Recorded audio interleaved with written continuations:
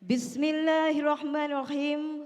Wassalatu wassalamu ala asyrafir rasulillah wallahi washabhi wa man wallah amma ba'du. Terima kasih saudari Timbalan Pengurusi Tetap. Yang berbahagia Ketua Pergerakan Puteri UMNO Malaysia, Datuk Nurul Amal Muhammad Fauzi.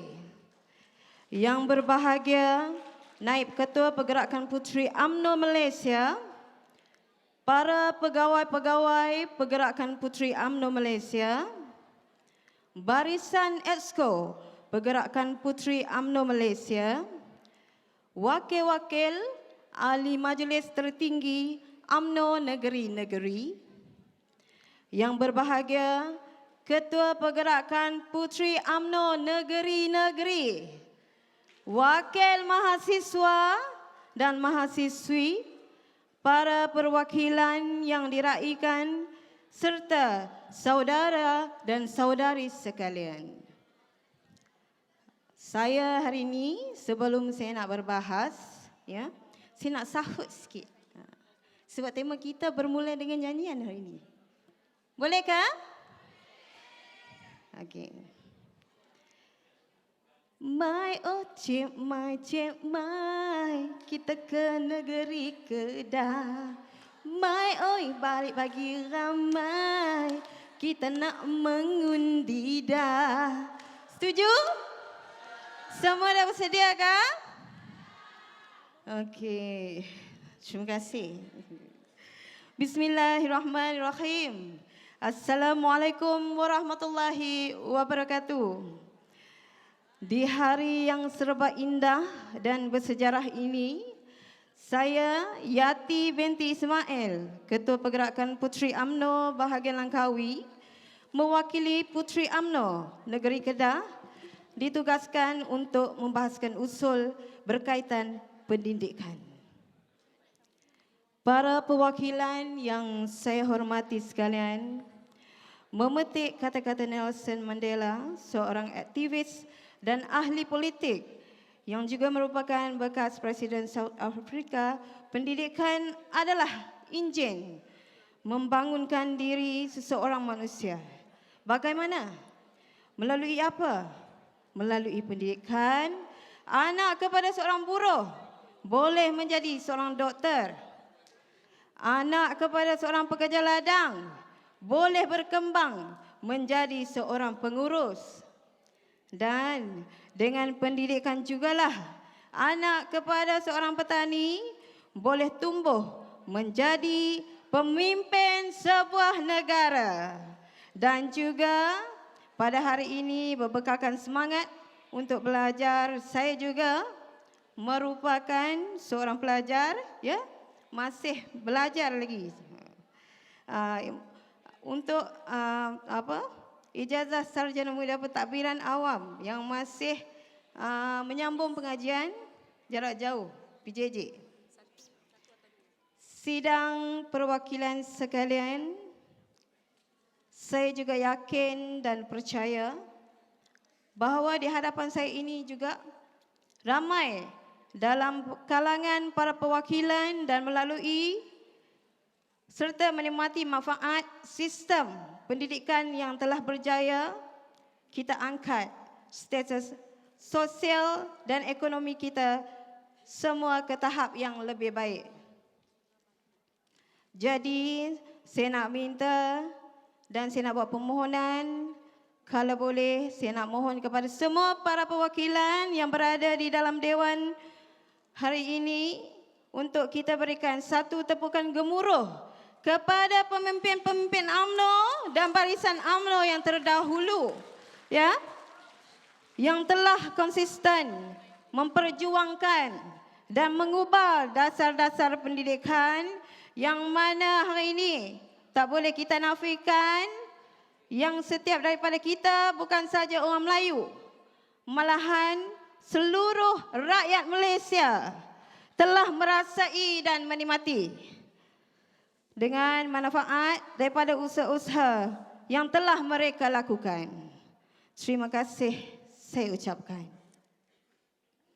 Sidang hadirin sekalian, baru-baru ini statistik dikongsikan Yang Amat Berhormat Menteri Pendidikan 40%, 70% lepasan SPM bagi sesi persekolahan 2021 memilih untuk tidak menyambung pengajian ke peringkat pengajian tertinggi. Ini amatlah membimbangkan ya bagi angka ini jika dilihat peningkatan semakin meningkat berbanding dengan tahun yang lalu, tahun 2020, iaitu 35.16%. Walaupun pelbagai inisiatif yang telah dilaksanakan oleh kerajaan, namun kos sara hidup dan kos pengajian tinggi selain kecenderungan untuk bekerja dan memiliki wang sendiri menjadi antara punca utama kepada masalah ini. Malahan, sebahagian masyarakat juga turut berpendapat bahawa pada zaman era digital dan kepesatan ekonomi yang menawarkan pekerjaan dengan pelbagai sumber pendapatan yang fleksibel dan tidak terhad, mereka rajin berusaha akan turut berpeluang meningkatkan taraf kehidupan mereka. Dan untuk pengetahuan semua perwakilan puteri, pada hari ini juga bertarikh 8 Jun 2023 merupakan tarikh keluar keputusan SPM 2023. Betul? Marilah kita sama-sama mengucapkan tahniah dan memberi semangat kepada adik-adik yang mengambil keputusan SPM pada hari ini agar terus bersemangat untuk menyambung pelajaran serta tidak berputus asa walau apapun keputusan yang diperolehi. Pendidikan belum tentu mampu menjaminkan masa depan yang cerah. Namun ilmu mampu mengubah cara memandang hidup dan menaikkan keupayaan individu untuk mendepangi cabaran hidup yang lebih matang dan bijaksana melalui adab dan anjakan pemikiran. Sejarah telah banyak merekodkan bagaimana tamadun Islam terbina dengan kuat melalui perkembangan dan pertukaran ilmu. Tokoh-tokoh sarjana muda Islam seperti Ibnu Khaldun, Ibnu Sina, Al-Khawazarmi dan ramai lagi yang masih belum disebutkan. Hingga ke hari ini, bahkan Eropah turut mengalami kebangkitan daripada zaman kegelapan kerana transformasi ilmu. Malah dalam kalangan ahli puteri kita juga terdapat golongan-golongan profesional seperti doktor, peguam, jurutera, businesswoman dan sebagainya. Hal ini menunjukkan bahawa ilmu merupakan aset yang sangat penting untuk menentukan hala tuju dan masa depan seseorang. Persoalannya sekarang, apakah yang boleh dilakukan untuk memanggil atau memujuk semula anak-anak muda agar kembali ke dalam sistem pendidikan? Jika benar laluan ini boleh memberikan peluang kesinambungan kehidupan yang lebih sempurna dalam menangani isu ini, sejauh manakah keseriusan pihak kerajaan bertindak memikul tanggungjawab dalam menyelesaikan isu ini? Sistem sokongan yang mapan melalui pendekatan yang tepat perlu diwujudkan. Saya menyeru pihak kerajaan, khasnya Kementerian Pendidikan Tertinggi, untuk menilai semula dasar PPTN, terutamanya bagi mahasiswa daripada keluarga B40 serta mengkaji kos pengajian yang tinggi terutamanya di Institut Pengajian Tinggi Swasta dan juga usaha untuk menyelaraskan khusus pengajian yang menjanjikan peluang kerja yang luas dan lebih baik. Sidang perwakilan sekalian, melangkah ke tahun 2023 ini, keprihatinan masyarakat dan senario semasa menjadikan dunia pendidikan sangat mencabar dan kompetitif akibat aruhan pergerakan utama ataupun driving force.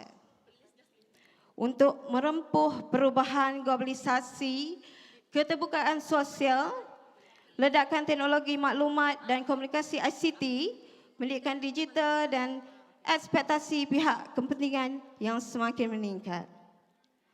Seterusnya, saya juga ingin mengusulkan supaya mata pelajaran berasaskan politik menjadi sebahagian daripada sukatan pelajaran dan asas di sekolah pada peringkat awal.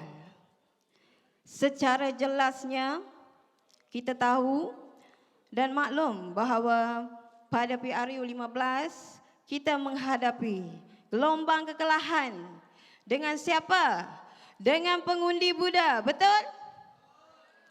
Pendedahan ini mengenai politik di Malaysia perlu lebih diterapkan supaya dengan lebih jelas kepada generasi muda agar dapat memberikan satu pembaharuan impak kepada politik. Sidang para perwakilan sekalian, terlalu banyak isu pendidikan di Malaysia yang boleh dibahaskan. Isu beg sekolah berat, isu silibus pendidikan yang perlu dinilai dan dikaji semula, isu pemansuhan, peperiksaan, UPSR, PMR, P3 dan sebagainya. Sudah pasti ruang lingkup bahasan tidak hanya terbatas di pentas PAU ini sahaja. Saya yakin dan percaya pergerakan Persatuan UMNO Malaysia akan terus memberi penumpuan di dalam isu-isu berkisar pendidikan melibatkan masa depan generasi muda, insya-Allah. Para sidang perwakilan sekalian, saya sudahi ucapan saya dengan petikan pada hari ini kata-kata Profesor Dr. Yusof Al-Qaradawi. Apabila kita melihat wajah negara pada masa depan, lihatlah generasi mudanya dan akhlak dan berhemah tinggi. Tentunya negara kita pada masa depan menjadi sebuah negara aman dan makmur. Tetapi jika keadaan sebaliknya, maka bersedialah untuk berdepan dengan kemungkinan buruk yang berlaku. Sebagai pergulungan saya pada hari ini, untuk mengakhiri ucapan bahas saya, terimalah serangkap pantun buat sidang perwakilan sekalian. Dari Kedah saya kemari, datang berbahas di dewan ini. Selesai sudah tugas diberi, di lain masa bersua lagi. Hashtag kita kali bagi sama. Boleh? Boleh. Okey. Sekian usul daripada saya. Sekian terima kasih. Assalamualaikum warahmatullahi wabarakatuh. Waalaikumsalam warahmatullahi wabarakatuh. Terima kasih Wakil Puteri UMNO Negeri Kedah.